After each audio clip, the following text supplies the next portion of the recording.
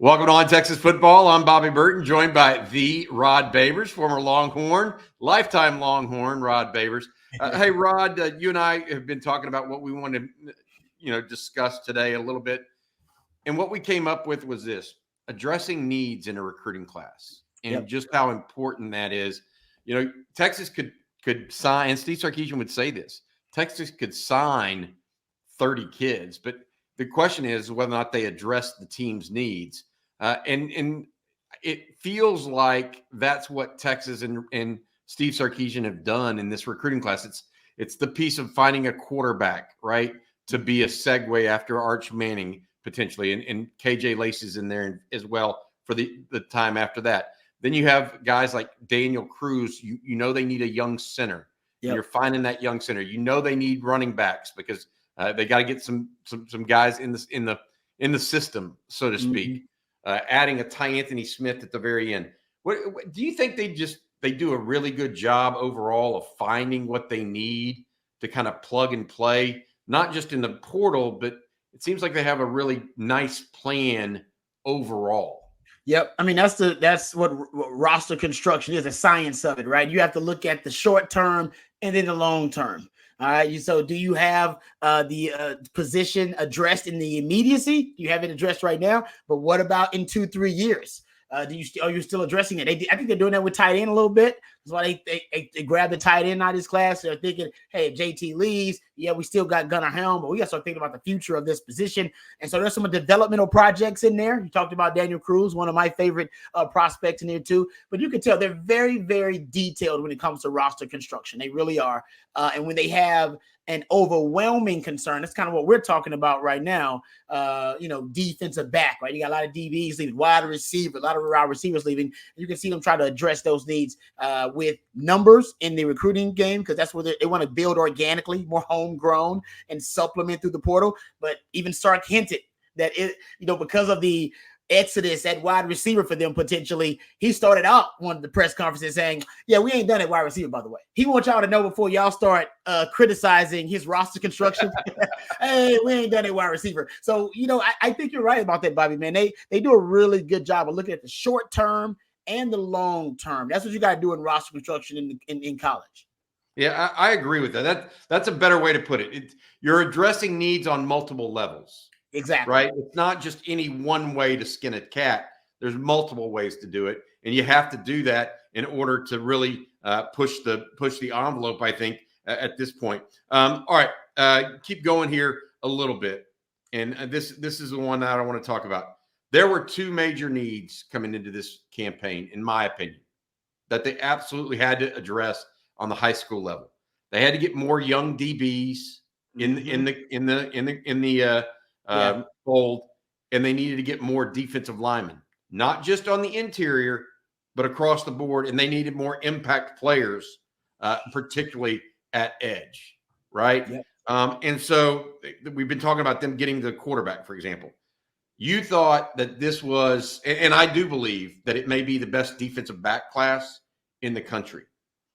3, possibly 4 top 100 guys of the 5 that are committed to the Longhorns. I'm going to let you take it and go from there with it. But you are in love with this DB class. You told me that personally. Explain to people why you like some of these guys, but as much as that, why it all fits together for what Steve Sarkisian's trying to do. Exactly. And Sark told us, right? By the way, Sark's been very open and upfront about this, but I think Longhorn fans have seen it this year. Right? Sark wants to play tighter coverage. He's talked about that. He's even said he wants to play more press coverage, tighter press coverage on the outside. And he's even in a recent press conference, he remarked, we got to recruit the type of athletes to play the style of defense that they want to play. And I think basically what he means is high-level athletes that can play man coverage. And Sark is basically, and that's why I love it, he reiterated and confirmed everything that I thought in terms of the talent evaluation overall and what they're prioritizing at defensive back. I said they're prioritizing coverage. You can already tell. All the film I watch on these DBs in this class, they can all cover. All right. There's not a guy's like, man, you know what? You got to teach him and you can develop his coverage skills. They're not doing that. You recruit what you cannot coach and what you cannot develop. And I think now this is a coaching staff that's done a great job in development. And I think even they have figured out what I have long known. You can't coach coverage. You can't develop it. It's really tough to do that. They got some really good athletes in that secondary. Keaton Crawford's a good football player. Jaron Thompson, Taft Daddy. Even Ryan Watts, I would say to a certain extent, he's a good football player. There are liabilities at times in coverage because they're not coverage specialists. Nothing wrong with that. They can get better at it, but they're not natural coverage specialists. And Sark said it, by the way. I'll get his quote because I wanted to make sure I got it. He said all the 6 DBs in this class have good size, they have good length, and are good tacklers. But he said they all have the ability to play coverage, play man coverage specifically is what he said. And he said whether they end up at safety, whether they end up at corner, whether they end up at the star, they can all play man coverage because that's what Texas is being exposed right now. And as a matter of fact, the Washington game, that's what we're all concerned about because your best coverage safety is who? A freshman, because you can't coach or develop coverage. He walked in as the best coverage safety, and he's going to be out for the first half of that Washington game, but that's a different issue altogether. So I love they're prioritizing that, and Sark even said it. Something else they're prioritizing. I went back and watched the 2 minute, it's a 2 minute, 16-second clip, I believe. Went back and measured it of Sark talking about the DBs at the end of the press conference where he's like, summing up all the positions. Bobby, he used the term versatile. I believe he threw it out there 6 times in a 2 minute clip, 2 minute audio clip. He used versatile, the term versatile. Yeah, he did 6 times. And I even wrote it down about every player. He used it twice for Kobe Black. All right. He used it once for Jordan Johnson-Rubel. He used it for Santana Wilson. He used it twice for him as well. I mean, he used versatile a lot. And by the way, in addition to using versatile, all right, that many times, he also used position flex. He used that term with Jordan Johnson-Rubel, and he used the term 3-position player with Kobe Black. Kobe Black was on social media telling people, I'm a corner. I'm playing corner. That's what I am. I ain't no safety. I'm not a DB. What did Sark just tell y'all? Sark said, he's a 3-position player. Don't listen to him. All right, listen to me. I recruit this guy as a 3-position player. He can play nickel. He can play corner. He can play safety. All right. He can play any position. Versatility is also something that they're recruiting now. They can't coach it. And I think, and part of versatility, high football IQ comes with that. You can't be moving around the chessboard and playing different positions if you don't have high football IQ. You got to absorb a lot of different responsibilities, roles, and duties at that position, whatever it may be. You can't be some dumb football player. So that also promotes high football IQ. I think that's another thing that they're evaluating. But in terms of versatility, this is why versatility is important. Because Texas right now, their defensive secondary is way too rigid. It's too rigid, all right? Because Ryan Watts can only play the boundary. Oh, he can only play the boundary. They don't like Jadae Barron to travel. He's only on the field most of the time. They don't want their nickels to travel. Hell, your safeties, whether it be Jaron Thompson or Taft Daddy or Keaton Crawford, they're being isolated. Their team's hunting matchups on your safeties right now. That's why they go in formation in the boundary, which can isolate your safeties in the boundary. Oklahoma State did it a lot, and Brendan Presley was eaten out there, right? In that slot against those safeties. There's also the 3-by-1 sets. Texas will face those trips to one side, one receiver to the other side. You isolate that safety usually on that third receiver, that number 3 wide receiver, and you can go to town. Because usually that guy is not a coverage specialist for Texas. Texas is tired of that. Now that guy will be a Derek Williams or a Xavier Phil-Sami, right? When they try to isolate those guys, and they'll be coverage specialists. And so I think Texas is recognizing in PK's defense, structurally, all right, schematically, there are flaws and weaknesses. We can address those with the personnel that we put out there. And they know if we get coverage specialists across the board, we can teach open field tackling. We can teach angles to the football. We'll teach leverage. We'll teach all those things. And this is not a new concept, by the way. Before I break down the players individual a little bit, this is not new. Coach Akina did this. Coach Dwayne Akina did the same thing when he came in. In 2001, Mac Brown tasked Coach Akina, one of the best DB coaches in the history of college football, in my opinion. Hey, I need you to figure out how to defend the air raid because it's whipping us right now. We just lost Oklahoma. We got whipped. They won a national title running the damn air raid. You need to figure it out. Figure out Mike Leach's air raid. He's in Texas Tech now, too, and it's spreading like wildfire across the Big 12. And Coach Akina had a simple solution. It was a brilliant simple solution. All right. He just decided I need coverage specialists across the board. I don't need any coverage liability on the field.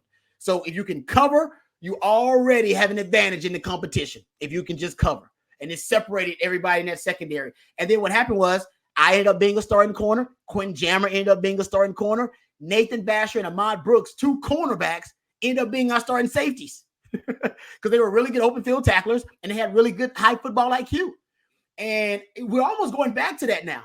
And that was a reinvention of DBU. The Coach Akina called it the 5-tool DB. They can do everything. And then he recruited guys like that, the Michael Huffs and the Michael Griffins and your Earl Thomas, and it went on and on.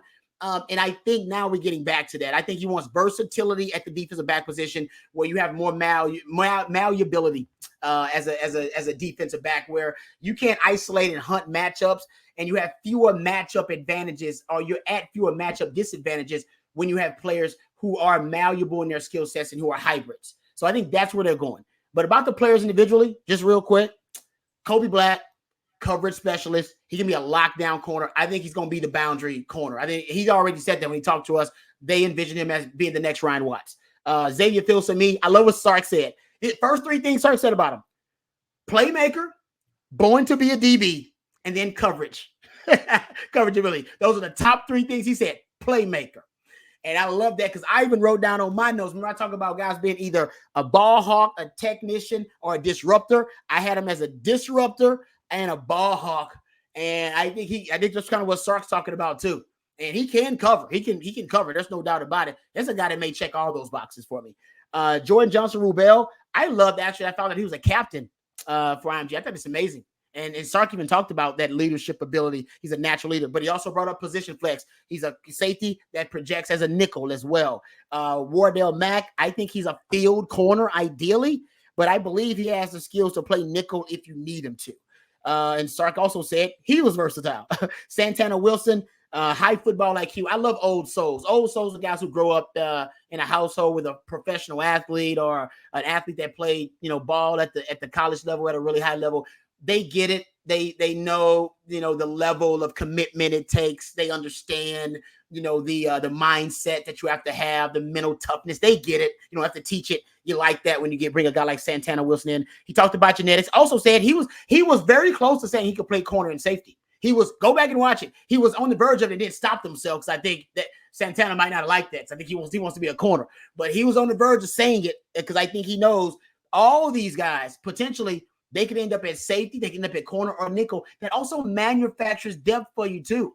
If you're not so rigid, when guys get hurt, you go, well, I was moving that. We'll move you from corner to nickel. We'll move you from safety to nickel, whatever it may be. So that's what I love about this DB group, man. Versatility, coverage ability, and they got speed. All 3 things needed an upgrade. And based on the eye test this year, all 3 of those things need an upgrade. You got it in this class. They recruited it. You mentioned this, the versatility and how it can pay off. Jahdae Barron moving to corner at the very end of the Houston game. Boom. I mean, if they could have 2 or 3 guys that can do that at a high level, that just it allows you to be not just more versatile, but stronger.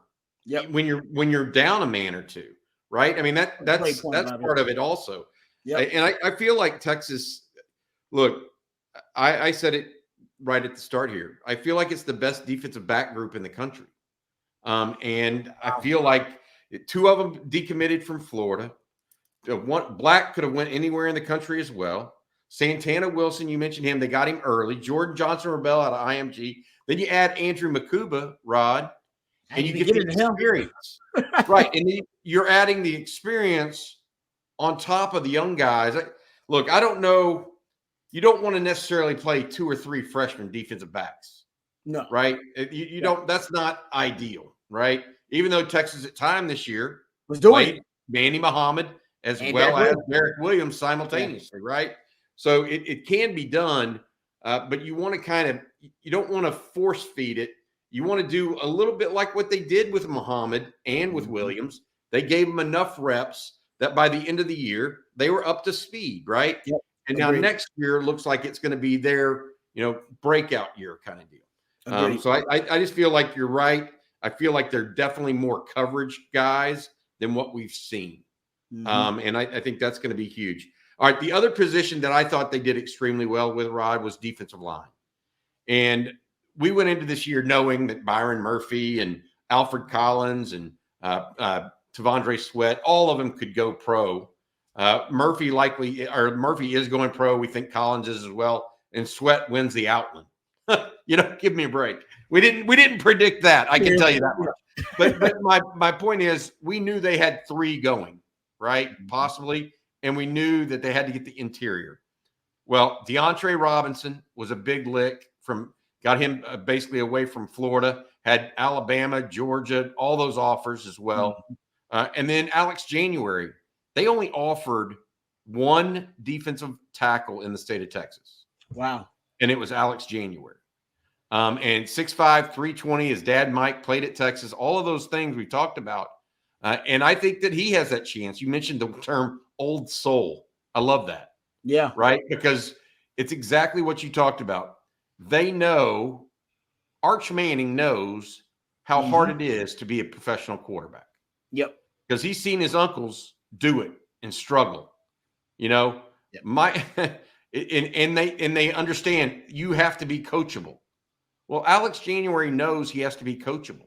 Mm-hmm. I mean, it's just one of those things. I think he's probably the most ready of all the defensive tackles to come in and play early, just because of that. I think that's really a piece of it. And then you have a guy, Melvin Hills, out of Lafayette, that they had in camp and wanted. That you know as well as I do. Coach sees you work out. Yeah.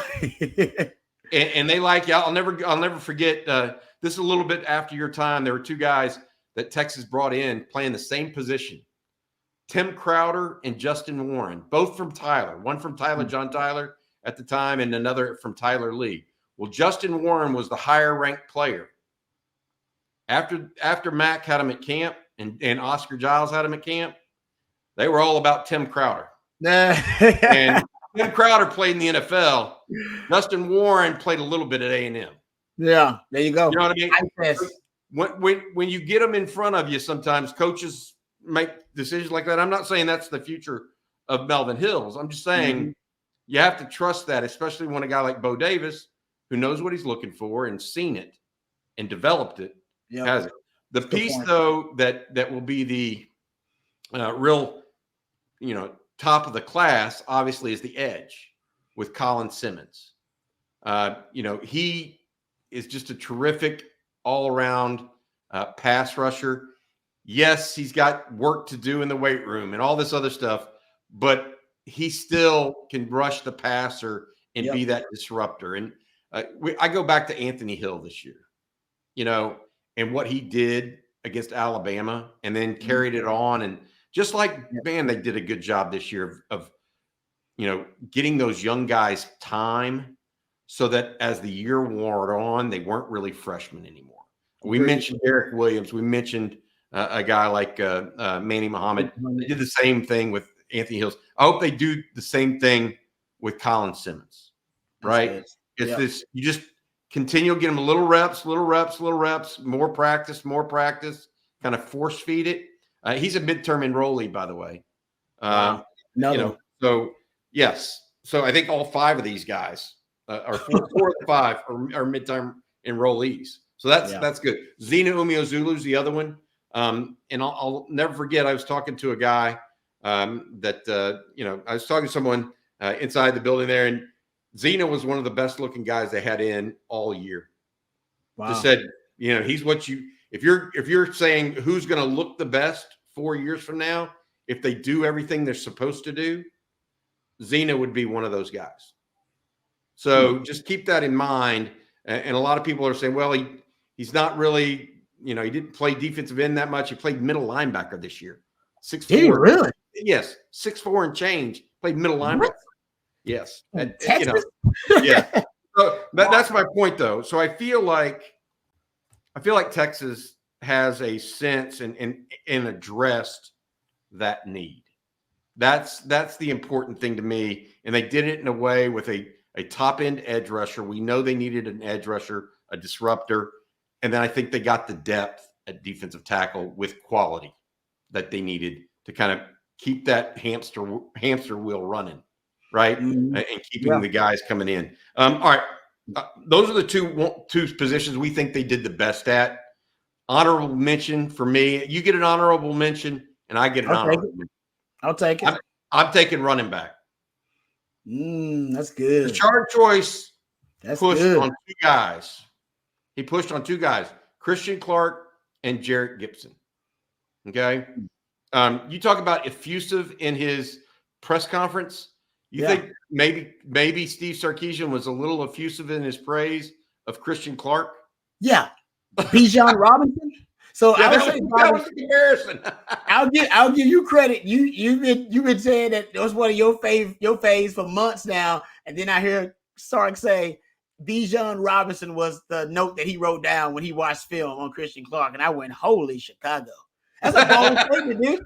Like, he's not right. Talk about supposed to be tempering expectations. You throw the Bijan thing out there. Yeah. And then Jarrett Gibson, I saw in person, and I really just liked his run mentality. He's cut, man. Yeah. He's built. Ooh. Well, we talked to Fozzie Whitaker on Thursday morning, right? And he said he used the term for both of those guys, contact balance. I like it. Yeah. And I think part of that is just general toughness. What position was your honorable mention? I'm gonna go O-line, man. I love what they did on the O-line. I like Daniel Cruz. He's got a special nasty streak in him. He finishes blocks. I love a guy that go finish a block. He's got high football IQ, played every position online, actually played center, I think his last year there in high school as a senior, and that's what he projects to at the college level. But he's got a special kind of nasty, man. I love him. And also, Baker. Let's be honest, he's fantastic. And Sark, much like the Christian Clark comment, what he say about Brandon Baker? What did he say? Kelvin Banks. And it's like, whoa, you mean the guy's going to be a first-round draft pick? You're just going to throw that out there? Got started as a true freshman? Started every game as a true freshman? So that is high praise. We know Christian Jones is leaving, so I love that pick. He's got long arms. You can't teach. You were talking about this yesterday, Bobby. It seems like length, whether it be defensive or offensive, they're starting to they want more length. Look at the wide receiving crews they're bringing in. These O-linemen, look at the DBs. They want length. They want wingspan. You've talked about that. So I like the O-line they're bringing in. And the young man out of Atascocita, Nate Kibble. Oh, yeah, Kibble? Nate Kibble, I was going to be the one that you didn't mention. And he was a finalist for the Houston Touchdown Club Offensive Player of the Year. Exactly. Yeah. So that's kind of, I guess, and I think he's great too. But of all the O-line prospects they're bringing in, he's probably my third favorite because I love Cruz's game, and I'm a big fan of watching film on Brandon Baker. That goes without saying. So I think the offensive line class is a really impressive one. And they're already loaded there. That is a position of strength. They got depth there. They're still young there. High-end upside at O-line. Right now, that's not actually even a need. That's not immediate or long-term, but they're still bringing in talent on that O-line because they understand, just like you said, Bobby, when they reinvented the Texas program, they started there. And I think they don't want to lose that advantage. Matter of fact, they want to enhance it because they know it won't be as big of an advantage when you head to the SEC. That's true. That's true no matter what, because you're going to be playing against NFL defensive linemen every time. Exactly. It's not so much whether or not your offensive line in the SEC can be absolutely fantastic, and they could still get beat. Exactly. So you better be good, or else you're going to get smothered, right? That's the difference. All right, wide receiver, another group that I think deserves some mention as well. That'll do it though. Top two groups in our opinions: defensive backs and defensive line. The Longhorns address needs, and that's probably for me. You could have good recruiting groups, but if there's no cohesiveness or there's no rhyme or reason to it, and they're just random selections of players, and there's no cohesiveness. Yep. I feel like this group is exactly what the doctor ordered, and hats off to Coach Sarkisian in the staff. A collection of talent as opposed to constructing a team, and I think they're the latter right now, and not just collecting talent. Okay. All right. That's Rod Babers. I'm Bobby Burton. This has been On Texas Football. Hope you guys have happy holidays. We'll be back for more. Take care. Hook 'em. Hook 'em.